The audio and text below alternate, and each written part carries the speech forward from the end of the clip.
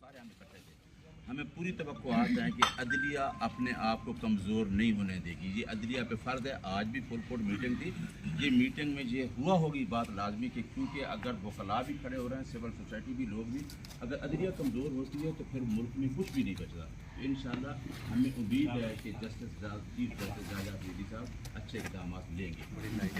माशाअल्लाह ज़बरदस्त सैयद यूसुफ ज़ई साहब इसका पता नहीं है।